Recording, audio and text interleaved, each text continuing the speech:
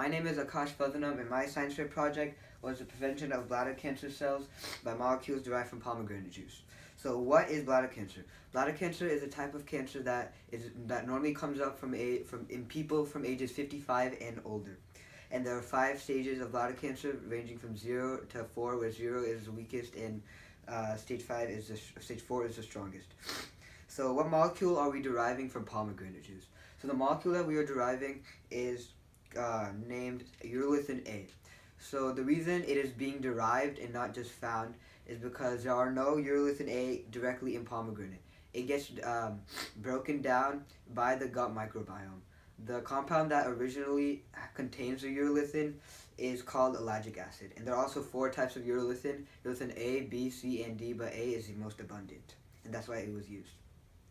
So another drug that was used on the cells was cisplatin, and cisplatin is a known cancer treatment drug that is used in bladder cancer chemotherapy, but it is also very toxic, and it causes patients to lose their hair. So what bladder cancer cells are we using? So the bladder cancer cells that were used were named UMUC3 and RT4, and both are different bladder cancer cells that are both located in bladder cancer. So the hypothesis is, if the pomegranate-derived molecules can inhibit the bladder cancer cells, then the urolithin A can be combined with cisplatin to reduce toxicity.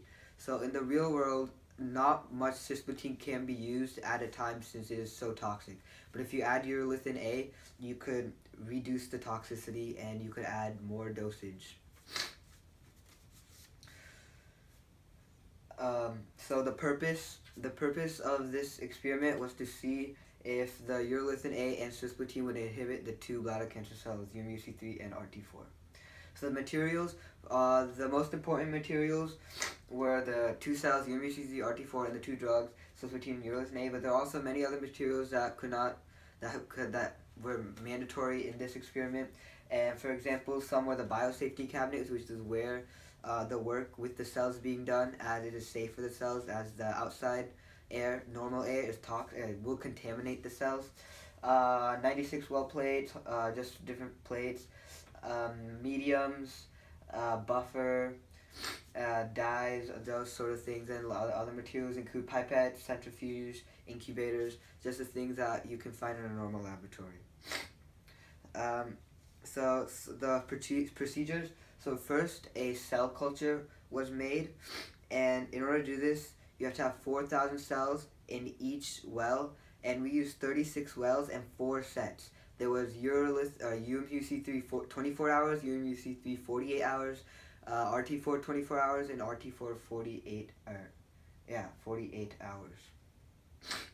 So you add 4,000 cells of each of RT4 and UMUC3 into each well, and then add 100 microliters of growth medium into each cell, and also add DMSO into each cell. DMSO is what breaks down the urolithin A and cisplatin, which we will get to later. And then incubate that for 24 hours, and then after 24 hours you have to add urolithin A and cisplatin into each well with the pipette, and then you incubate that for another 24 hours. So the next procedure is the MTT assay, and MTT is a drug MTT is an acronym for thiazole blue tetrazolium bromide, and basically what MTT does, it breaks down the cell so you can see inside, you can see the contents of the cell. So first what you have to do is you have to add 10 micromolars of MTT to each well in 2 sets, as this is going to be the 24-hour, and then after another 24 hours, this process will be repeated on the last 2 sets to make that 48 hours. So after adding the 10 micromolars of MTT, you have to incubate the 2 sets at 37 degrees for 3 hours, and then after the 3 hours, you have to remove the contents of each well, and that will leave a purple formazone crystalline-like product. And then you have to fill each well with DMSO, and the DMSO, what it'll do, it'll show the vibrancy more, the absorbency more, so that the Fluostar Omega microplate reader machine can read it. And the more percent absorption the more cell viability. So the more cells will be alive. So in this picture, you can see before the MTT is added, it's all orange, but after, it is all purple. And the more purple a well is, the more of the cells are alive. Because only the MTT will only be the MTT will only get into the cells if the cells are alive. So the independent variable was the concentration of the drugs, and the levels were 100, 50, 25, 12.5, 6.25, and 3.125, all micromolars. The number of trials for the control was 0 micromolars for both.